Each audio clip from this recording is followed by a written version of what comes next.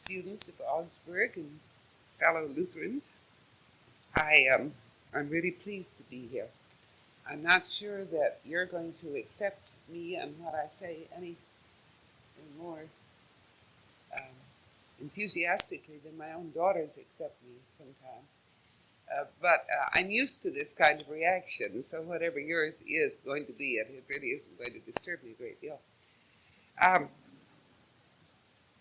you learn to live with that, and you girls who are going to be mothers someday are going to understand this about 20 years from now, very clearly indeed.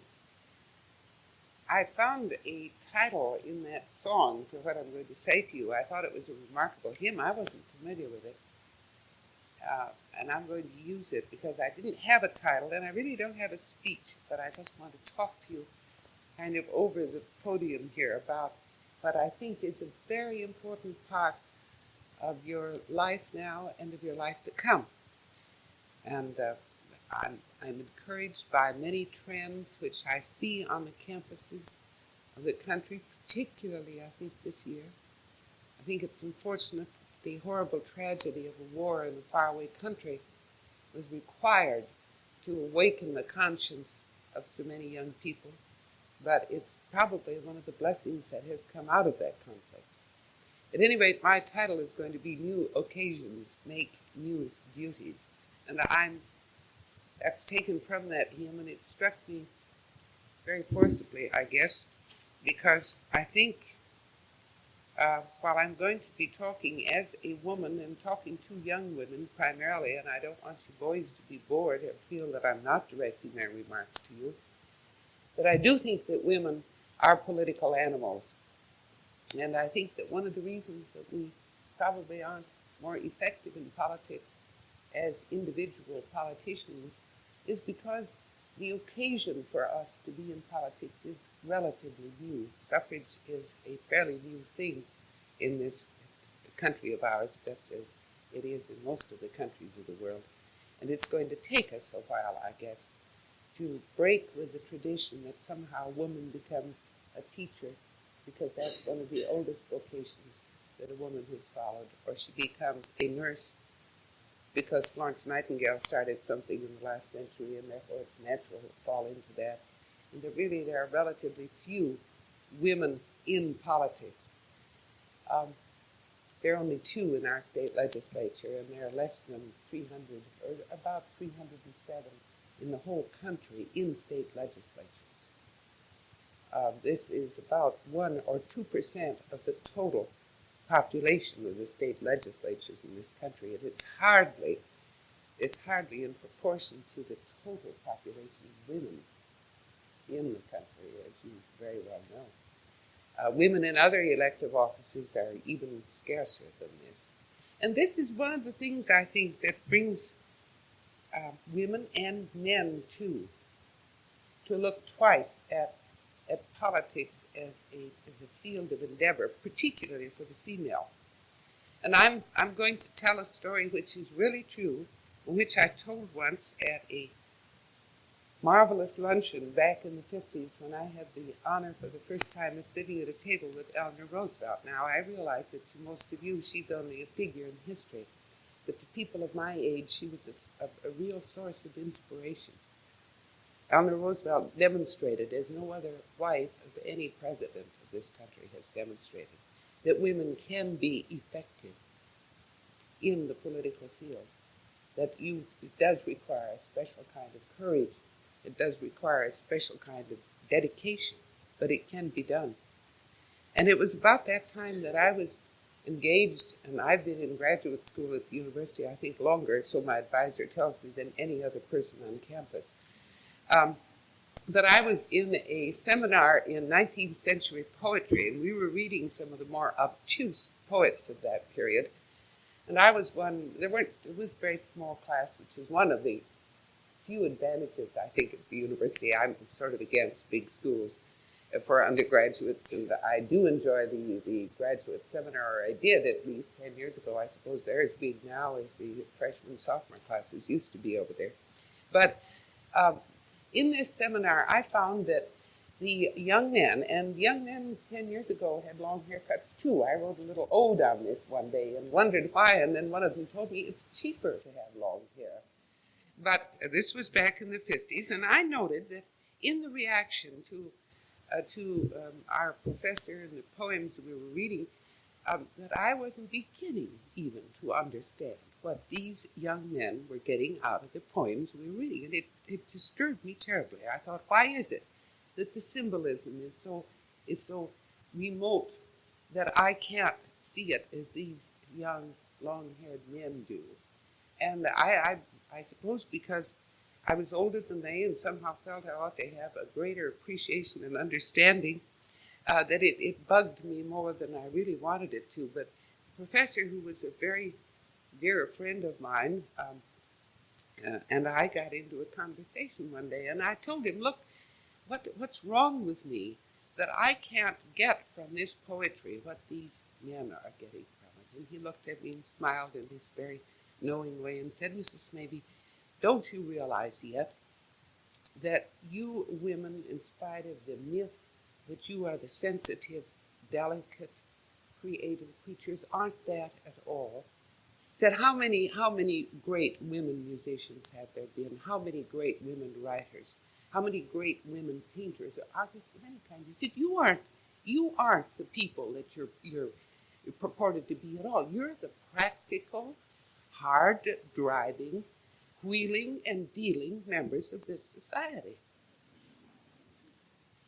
Well, it shook me a little bit, and I got to thinking about it. I'd been married for a number of years by that time, and I thought, well, what is there really in a woman's life that would tend to encourage her to dream and to create?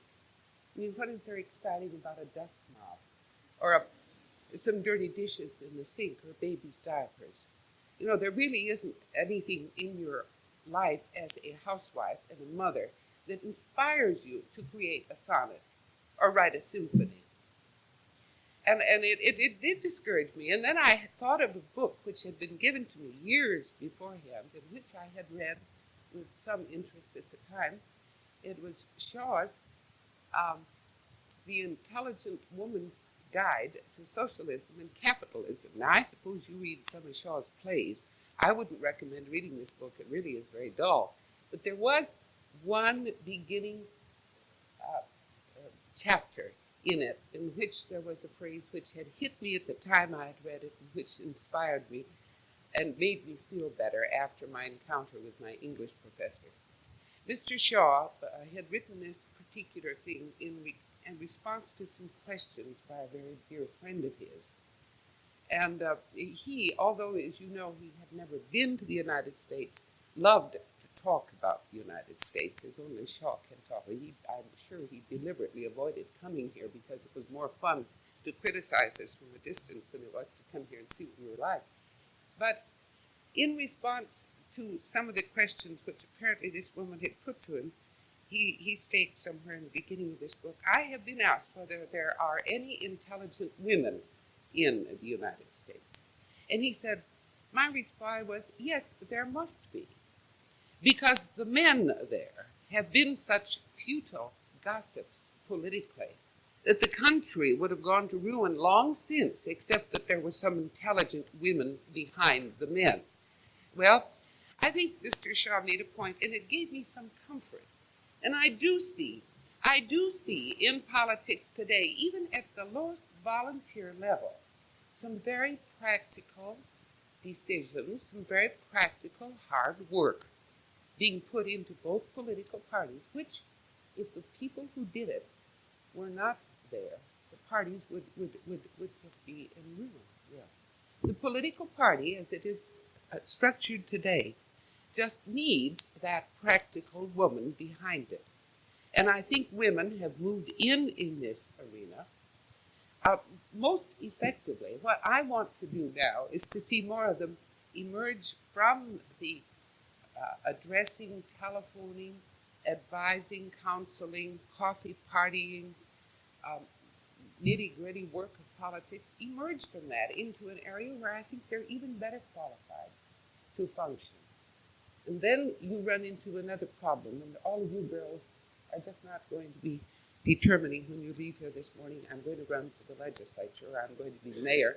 You're still going to be thinking about what you're going to be doing after you finish school, and most of you will be getting married, and you'll be having children, and this is perfectly natural, and I wouldn't discourage you from it at all, because it's really a great experience. But I think what you must also determine, in addition to being this kind of a woman, a wife and a mother, that this isn't the be-all and end-all of your life. If it is, you're not only going to be frustrated and unhappy in a way that my mother wasn't frustrated and unhappy, because she always had all kinds of things to do right within her home and her church to keep her busy. She didn't have my dishwasher, and she didn't have my automatic clothes washer and dryer. She had to hang those clothes out in the line, and it took a whale of a lot of time. She didn't have all the mixes, which really are very good and very practical. She didn't have all the shortcuts that you're going to have, and you're going to have even more of them than I have. I'd had a stove for 16 years, and it was a good stove, and I liked it. And right now we had to do something about our kitchen, and we remodeled it, and I got a new kind of stove where there are no burners to clean, just a glass plate. All I do is wipe it off. And if there's one thing I've hated all these years, it's scrubbing the burners of a kitchen stove. And I'm thinking, when you get married, probably these stoves will be the thing. The changes that are going to occur, the technological things that are going to happen to make the life of a woman even more free to participate in things outside her home.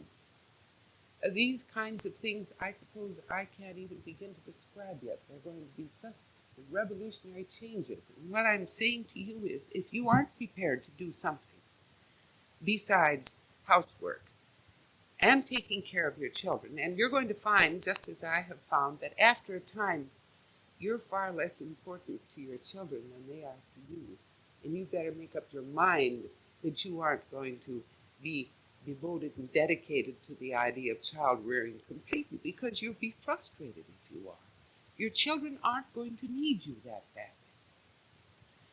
And so you're going to have to find something practical to do. And do you want to play bridge or golf, or do you want to indulge in some hobby? That's fine. But I'm suggesting that there are other very meaningful roles that you can play, and terribly important ones in terms of what's happening today. And one of these is certainly looking hard at the field of politics and what can be accomplished there. And then I want to speak just briefly about state government and about its direct relationship to you as a person and to your children and to your home, and also about its availability to you as women as well as men. Obviously, if you're going to have a husband and you love him and you want to keep him and you have children, this is terribly important, and I wouldn't discourage you from neglecting them or deserting them. There are going to be limitations on what you can do politically. There are very few of us who can go off to Congress and leave a happy husband taking care of the children back here, or persuade our husband to move with us to Washington. I could never do it with mine, and I wouldn't want to. There are very few of us who can serve as ambassadors or diplomats because of the kinds of situations in which we are living. I don't think there are many Mrs. Butlers in the state who could afford and take the time to be a mayor of a large city. Even the city councilman job presents some problems to a wife and mother, because it does take much of her time day in and day out. But the state legislature is another area. And I want to stress this not only to the girls here, but to the young men, because I'm terribly concerned about improving the character and the nature and the level of state government. We've tended to neglect it, particularly, I think, in these last 25 or 30 years, when the federal government has moved in so aggressively, starting with the Depression, when they had to, where the states were almost sitting helpless. Partly, I think, because we had In the beginning of our history, I think a great deal of attention was given to state government. We passed all kinds of laws and drew up the kinds of constitutions, really, that complicated life for us later. But it showed a deep concern for government at the local level.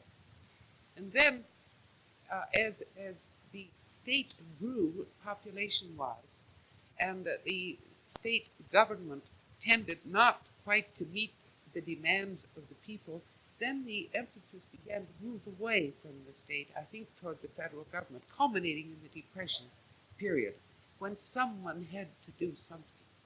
And since that time, it's been very difficult indeed for state governments to come back and reassume the power and the importance that I think they should have. And there were other factors which entered into it. The fact that in the beginning, our state governments were dominated by rural people. We didn't have the kind of reapportionment that suggested or that would serve the needs of the people who were congregating in metropolitan areas. And all of this tended to hamstring, to hinder the work of the state through its legislative process particularly. And I think it tended to turn away the attention of people from state government as an instrument which can be used for the betterment of the people in the state. And if you take a look at the state and what it does to you, there's hardly a law that's passed over there that doesn't affect your life very directly. Particularly, this is true, I think, of women, because the things that relate to welfare and education, the things that relate to the whole tax structure as they affect your community and your school and your environment, the things that happen in the area of conservation, of recreation. All of this is personally related to you in a way that federal legislation is not. And therefore, it's terribly important that you are represented in that legislature by someone who speaks for you. And this includes women, certainly. You can bring some qualities to state government that men cannot bring. There's no doubt about this. You're living with children. You're understanding the problems of youngsters. Your involvement in volunteer agencies, in scouts, in campfire girls, in the kinds of volunteer campaigns for fundraising for special causes, the kind of work that you do in the PTA, even in your church. These things bring you closer to the areas of concern with which the state deals than the men can be brought. And there's no doubt about this. You go to a PTA meeting and it's mostly women. You go into church circle meetings concerned about welfare problems, and again, you'll find the predominance of women. And of course, we know that even the men have gotten women involved in Boy Scouts. A cub mother who survives that experience, is almost, she ought to be rewarded by some special position in later life. But at any rate, what I really want to leave with you is, if I do nothing else, is to impress upon you the importance of what goes on in the state, in the capital of St. Paul, and then the importance of your beginning even now to make a contribution in terms of support for candidates for state office whom you feel are worthwhile, whom you feel are deserving of your support. And then the importance, again, of following through on issues which relate to you as a student right now. We have scholarship programs in the state now which are available to private schools as well as to our state-supported schools. These scholarship programs ought to be expanded. We have to feel the pressures from people like you in the state government if these things are going to happen. The governor can't do it alone, no more than can an individual legislator or 6 or 7 or 8 of them.